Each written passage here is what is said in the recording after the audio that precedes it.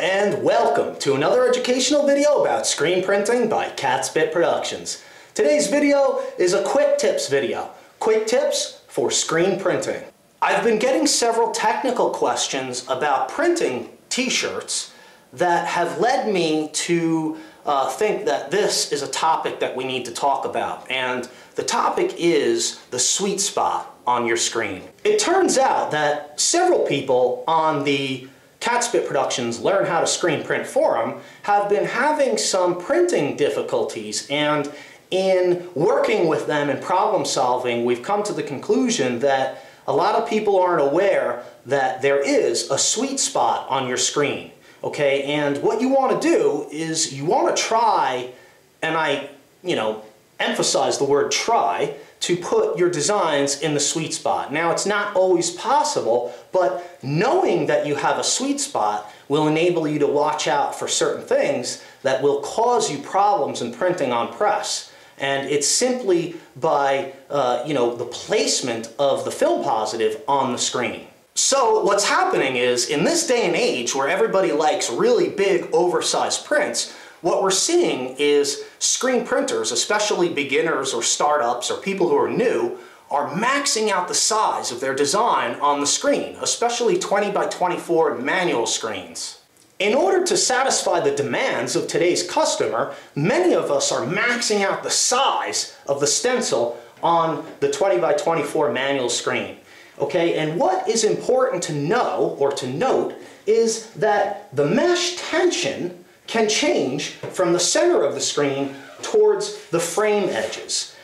As you get closer towards the frame edges, you will find that the mesh tension is higher, and the screen has a lesser ability, if that's appropriate, a lesser ability to stretch or move. And so what can happen is when you max out a design, say you put a really big design and you come to within ½ an inch of the frame edge, what you're going to have is a major problem in printing, because you're going to have to use a really wide squeegee, right?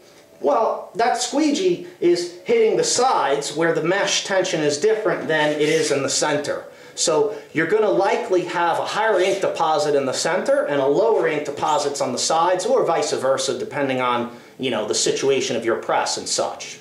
So it's very important to consider the size of your film positive against the size of the screen that you're working on.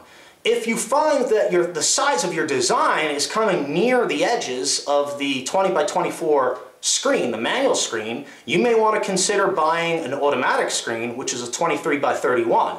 And if you have a rear clamp or a rear mount press with the rear clamps like we have here in the Catspit shop, then the larger size shouldn't be a problem. Sometimes with side clamps, you can have issues. You might have to readjust the side clamps and such to accommodate a bigger screen.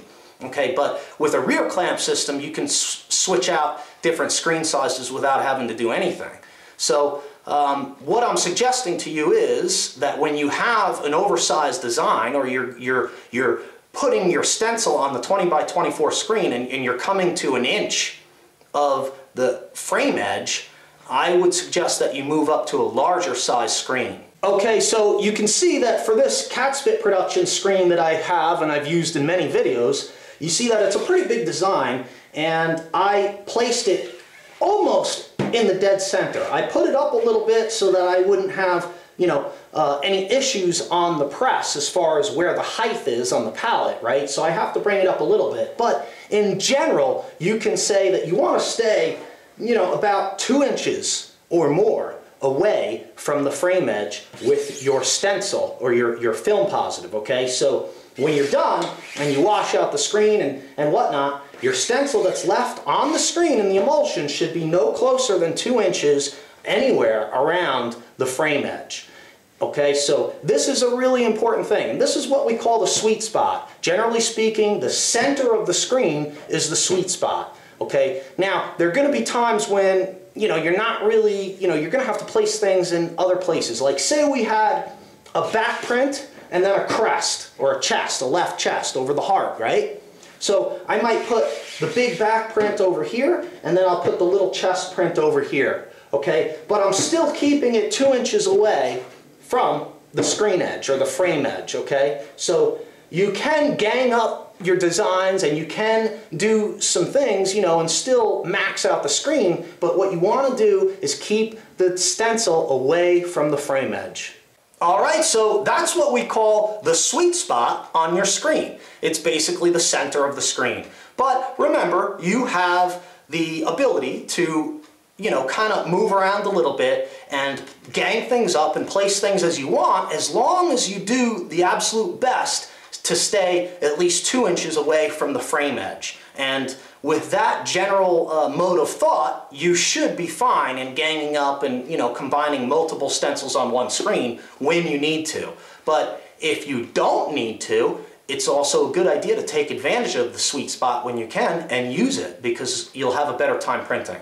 So that's it for today. Pretty simple concept, but one that is probably less known or unknown to beginners, or noobs, as the general YouTube population calls beginners, noobs, right? So, you know, it's a very simple principle. It's a very simple thing to overlook, and something that, you know, people just getting into screen printing won't really understand until they start having problems, and then, you know, they figure it out. So that's what this video is for. I hope I can save you a few headaches in using the sweet spot and not overdoing the size of your design on any given screen. Okay, so I think it's pretty self-explanatory. It's not too complicated, but if you have any questions, you can leave them below. Please rate, thumbs up, and of course, if you like what you see, please subscribe. Remember, without your support, I can't continue to keep producing free educational videos about screen printing here on YouTube.